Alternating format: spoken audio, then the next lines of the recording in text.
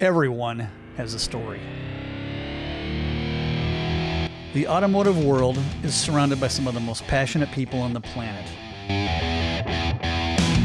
There's builders, collectors, and craftsmen who all have something to tell.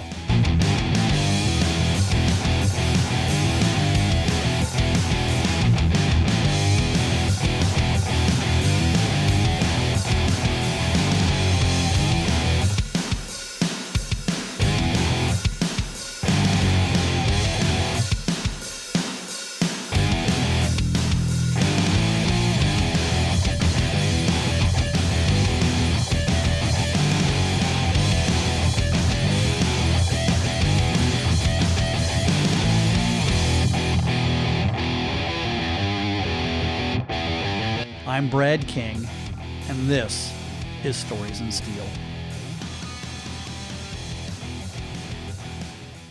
Now, you can't tell me we're out here giggling doing this. I mean, if Ford sends you a car and you're hacking it up, this is awesome. Yeah. A lot of people would go, "What are you doing?" To a hot rod guy, I'm going, "Yeah, I'd be all over that. Oh, yeah. Absolutely, I'd cut one up." Yeah. Well, the neighbors, same with the Oldsmobile. When I pulled a car in the garage and I did it with the door open, I started cutting up a brand new car. You know, everybody was like, "Oh, they all moved away." Okay, well, now we got to talk about the T-Bird. This is the iconic car of your collection. I mean, it honestly is. Yeah. I guess if the 79 Mustang and the Olds didn't put us on the map, this one you could say did. I guess to where people actually remembered our names. That guy and Debbie Hay. So. Yeah. How old were you when you decided this is something you kind of wanted to? I was 19 years old, and I didn't think I'd go this direction at all. I didn't know nothing about striping. What I knew about striping was I saw it in cars, but I didn't know how they did it. I don't know who did it. I knew nothing about it. Back in the day, there was these World of Wheels car shows here, and I went and I saw a striper there, and I was blown away because I was going to be an art teacher. And I went to this car show, and I saw a striper there, and that's when I first saw it. I said, "That's what I want to do." I didn't know if I'd do it for a living. I didn't know guys even made a living doing it. I go, I want to do that as a hobby, whatever. I wanted to do that. It was so cool. As you can see, I'm a white wall, less lit kind of guy. My 36 is a hot rod. This is a custom. My Merc is a custom. And I want it flame front to back so I wasn't scared. I go, there's the striper right there. And I pulled up and it paid off. It's like a rolling billboard for me. Because a buddy of mine, which is an old school striper artist, Gary Crisp, is the guy that painted that car. And we both laid out the flames, but he did the spraying and I just outlined the flames, And I had 8 hours in it.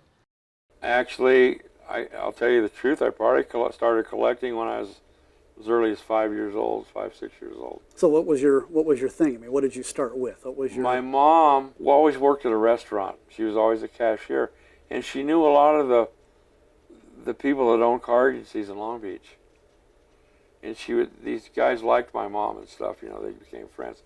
And she would always give me the little promo 1/25th scale promo cars, and that kind of got me started. And then as I got a little older, I started collecting building model cars, and trucks. Like I say, I don't want to leave stuff in boxes. Right. Nobody can enjoy it. I can't enjoy it. That's the thing about collecting, especially when you collect advertisement. Anything to do with transportation, restaurant. I even collect menus from all the old car hop places and stuff. When did you realize that you wanted to start playing with the sheet metal and the fabrication into things? When was that part of your deal? I kind of got exposed to this real early on. This has not been my career until I retired, and I've been retired 18 years now. Didn't probably realize really the full extent of it was my dad was involved with a car that ran at Bonneville and El Mirage in the 50s.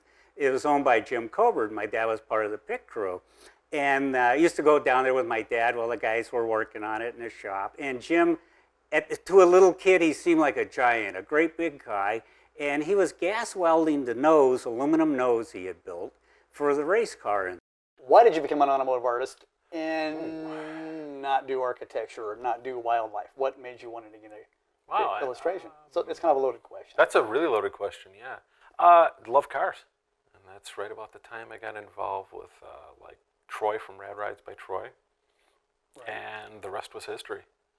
So you did a few cars with him. Did a couple, yeah.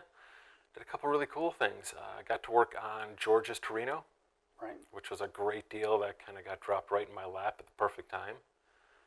Did the nailed Buick, and got to work with another great artist, Ryan Root, and put together the Model A for Mariani.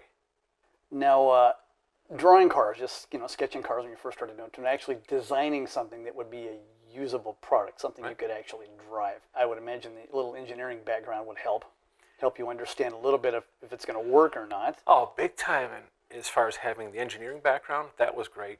I think I was better served having worked in the collision industry. So if you combine formal training with some hands-on work, when it came time to design something, my brain was working, I think, a little different than the average artist was. So when I'd come to the table, I don't think half the builders knew what to do with me.